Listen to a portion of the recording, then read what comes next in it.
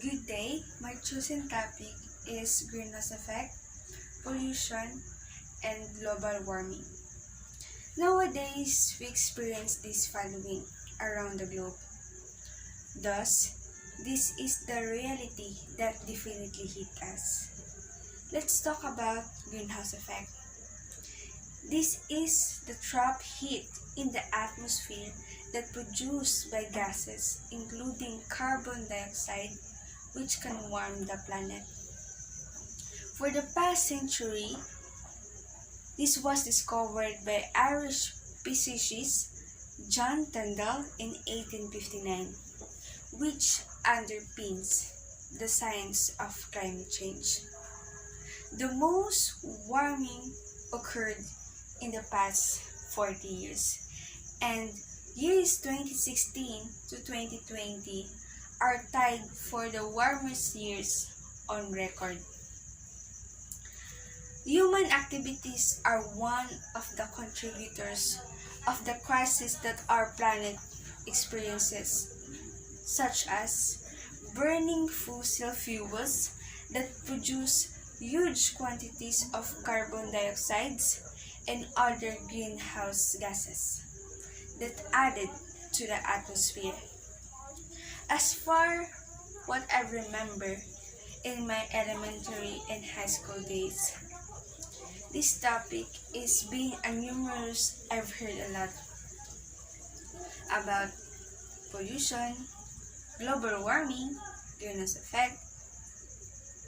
Thus, didn't even realize the deep reason behind this, and I'm sure many of us can relate.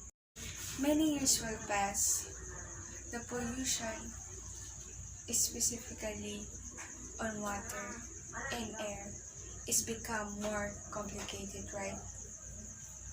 Just try to take a breath and take a look on our surrounding using our senses of sight, hearing, and smell to uncover the mess what we have usually seen, such as high-tech infrastructure, buildings, and beautiful sceneries are just an example of what our modern world presents to us. However, when we observe our environment and voluntarily wake up to our expectations, we definitely see what's supposed to be distinguishing at very start. According to WHO, air pollution kills an estimated of 7 million worldwide every year. Thus, data shows that 9 out of 10 people breathe air that exceeds WHO guidelines limits containing the high level of pollutants, as well as with the water pollutions that brings effect to both environment and the people. People try to live in transparent world that everything done, specifically bad activities, is just natural.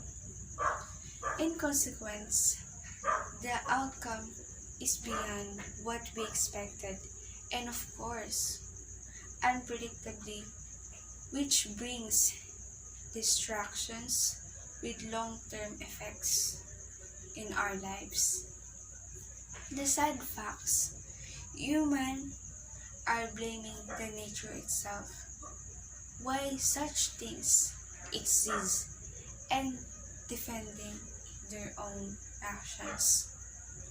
And yes, we cannot go back the time to fix and prevent this event.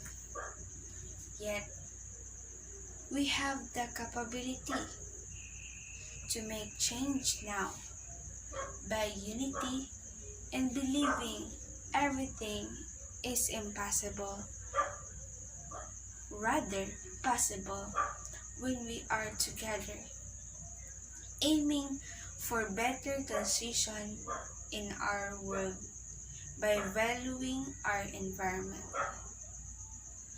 This is very alarming, and we are afraid for what is happening these days. And how about more in the future?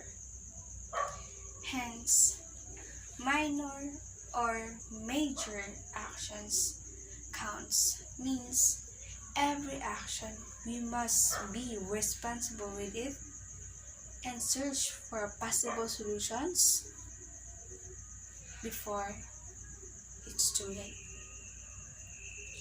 That seems picture up to integrate environment and interdisciplinary manner.